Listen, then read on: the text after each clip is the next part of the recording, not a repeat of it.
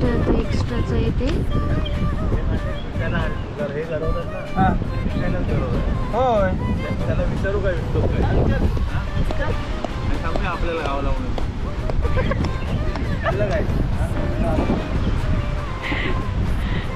काय प्लॅनिंग आहे यांचं. मासा जर एक भेटत नाही आणि दुसऱ्याचे भेटले तिथे पण बाकीचे पण लोक फिशिंग करतात, त्यांचे लोकांचे भेटलेले आहेत मासे, ते विचारतात विकत घेणार आणि मग लोकांना सांगणार, लोकांना नाही घरात इम्प्रेस करायला घरातल्याच लोकांना की आम्हाला मासा भेटला.